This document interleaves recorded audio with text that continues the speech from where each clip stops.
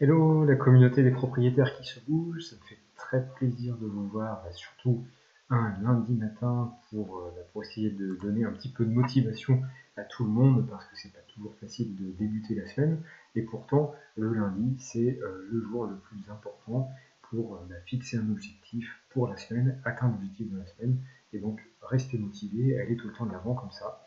Donc c'est pour ça que j'ai mis en place cette motivation du lundi matin. Aujourd'hui, je vous propose une nouvelle formule, donc n'hésitez pas à réagir dessus. Je suis bien sûr complètement à l'écoute, comme toujours, de vos remarques, de vos questions, de vos suggestions. Ça ne veut pas forcément dire que je prends tout en compte, parce qu'il y a tellement de retours qu'il faut bien que je fasse une synthèse et que je puisse tirer des conclusions, mais voilà, je suis vraiment complètement à votre écoute, comme d'habitude. Donc aujourd'hui, de quoi on va parler dans cette motivation du lundi matin auprès des propriétaires qui se bougent? J'ai fait un petit programme. Donc en premier lieu, on va passer en revue les derniers articles publiés de la semaine pour voir en quoi ils peuvent être utiles pour vous. Ensuite, je vais vous donner une idée innovante et une action immédiate à mettre en œuvre pour progresser. Je reviendrai sur la question d'une nouvelle membre de la communauté qui a posé une question très pertinente qui est aussi en lien avec les articles de la semaine. Et enfin, je finirai par la citation motivante et qui booste. Donc tout de suite, on va passer en revue rapidement les articles qui ont été publiés cette semaine. Donc je vous laisserai aller sur Eldorado Immobilier pour voir le détail, pour les articles qui vous intéressent et que vous n'auriez pas encore vus. Donc ce qui me paraît le plus important, on va dire, c'est que cette semaine, j'ai fait une petite série sur les noms de vos locations saisonnières, de vos locations de vacances. Ce qui est vraiment intéressant, c'est de donner un nom qui soit le plus parlant possible, et c'est quand même compliqué de trouver ce nom-là. Donc j'ai fait deux articles. Le premier, c'est le top 200 des noms qu'on a trouvés dans le monde francophone sur la location saisonnière. Donc on a repris, ça fait des années qu'on reprend tous les noms qu'on voit passer, qui nous paraissent intéressants, et on vous les a compilés dans un top 200. Donc c'est l'article que vous retrouvez ici, publié le 22 janvier. Et on l'a assorti de l'article suivant, où on vous donne une méthode qui est simple et efficace pour pouvoir trouver le nom idéal pour votre location meublée. Donc du coup, quand vous combinez les deux articles, vous pouvez avoir quelque chose de vraiment pertinent. Je vous en parlerai d'ailleurs un petit peu plus loin avec la question de la semaine. Cette semaine, on a aussi publié un article sur la location d'une chambre chez l'habitant. Donc si vous êtes intéressé, allez jeter un petit coup d'œil pour voir de quoi il retourne. Et j'ai découvert, je continue ma petite série sur les sites de location saisonnière. Et là, je suis tombé sur Magic Stay, qui est un Airbnb de la clientèle pour le business. Donc l'avenir me dira si c'est un site qui prend vraiment son envol ou pas. Mais en tout cas, je vous faisais une revue de projet là-dessus. Ce que je tenais à vous préciser, parce que j'ai eu un commentaire sur cet article, c'est qu'il n'y a pas d'affiliation ou quoi que ce soit, je ne cherche pas à vendre des réservations sur quelques sites que ce soit. Ça me paraît important de le préciser. D'ailleurs, j'ai même pas averti Magic Stay que je faisais un article sur eux. Donc voilà, c'est purement indépendant. Donc si vous avez des remarques, n'hésitez pas à les mettre en dessous, même si elles sont négatives. Au contraire, ça renforce la crédibilité de l'analyse. D'ailleurs, je vous invite à aller voir l'article qu'on avait rédigé sur VivaWeek. Si, si j'avais cherché à vendre quelque chose pour VivaWeek, je pense que j'aurais censuré pas mal de commentaires qu'il y avait eu là-dessus. Je vous laisse aller jeter un petit coup d'œil pour voir de quoi il retourne. Donc voilà pour les articles de la semaine. L'idée innovante et qui va vous permettre d'avoir une action immédiate, c'est concernant les aspects juridiques de votre location cette semaine. Et je voulais vous parler de la signature électronique. Donc il y a plusieurs sites qui permettent de faire ça. Il y a DocuSign, donc c'est celui que vous avez sous les yeux. Il y a Eversign. Il y en a d'autres aussi, mais bon, c'est les deux que j'ai testés. Alors les deux proposent des formules gratuites et des formules payantes. DocuSign propose un essai gratuit, tandis que Eversign, c'est un nombre limité de signatures électroniques par mois. Je crois que c'est 5 signatures.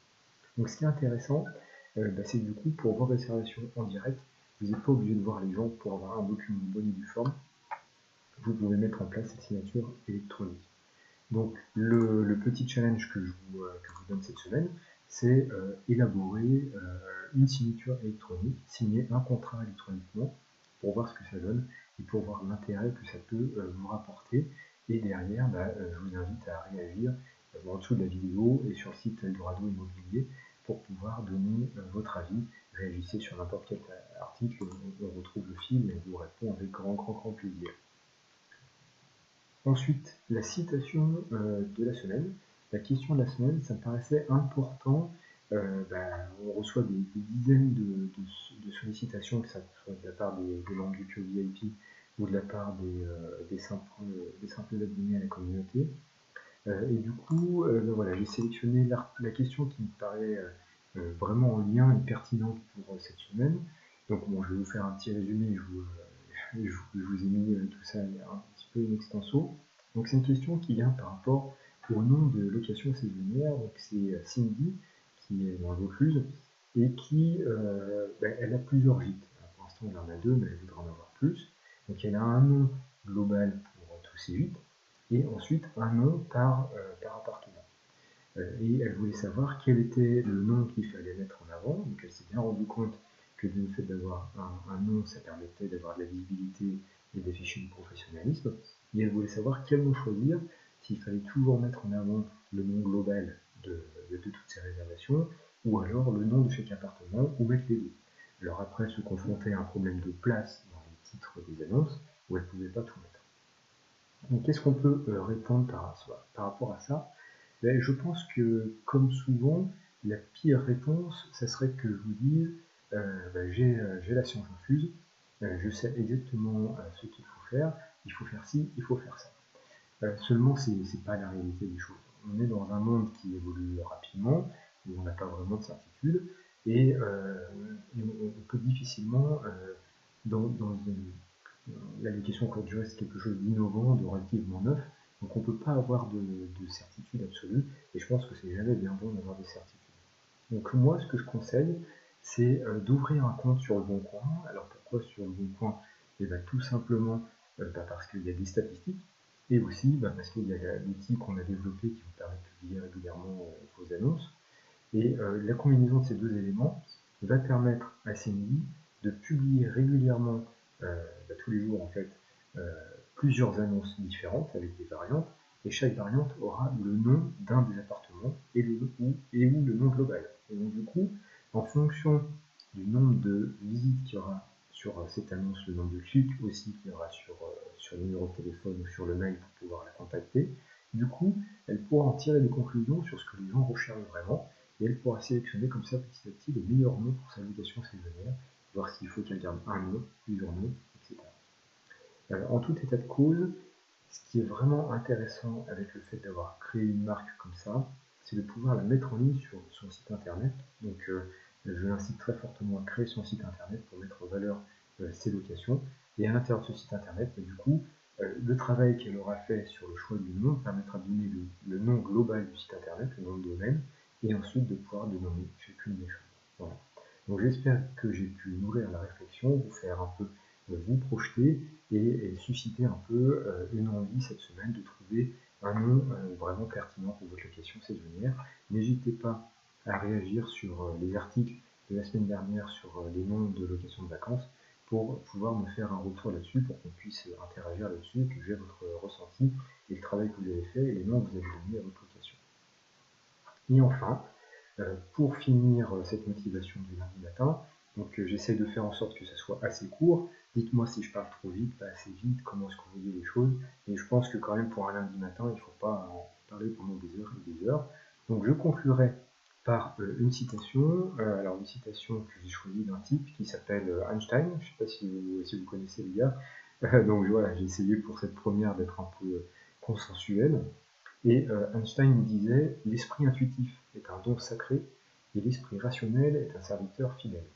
Nous avons créé une société qui honore le serviteur et a oublié le don. » En fait, pour Einstein, l'intuition était quelque chose de complètement brimé dans nos sociétés. On se réfugie derrière quelque chose de rationnel et on ne cherche pas à aller de l'avant, à casser les lignes et à se projeter, à tenter des choses.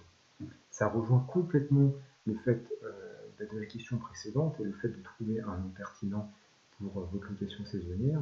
Je pense que si vous aviez posé la question quel nom dois-je mettre pour ma location? Est-ce que je dois mettre un nom différent pour chacun des appartements et lequel à un professionnel du marketing ou de la publicité, on va dire un petit peu de l'ancien monde, entre guillemets, il vous aurait dit, il faut faire ci, il faut faire ça, il faut un nom qui parle de la région, et ensuite pour la chambre, il faut donner un nom touristique à chaque fois.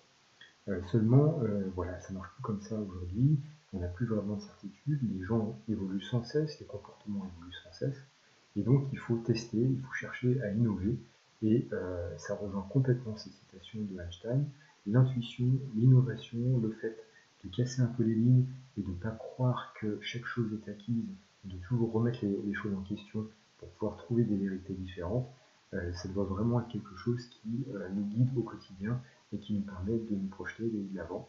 C'est en nous remettant constamment en cause, en cherchant à trouver des solutions innovantes, qu'on arrivera toujours à être des propriétaires qui se bougent de l'allocation courte durée et qu'on arrivera toujours à se maintenir dans le top du panier pour pouvoir résister dans ce monde qui est quand même un petit peu mouvant et compliqué.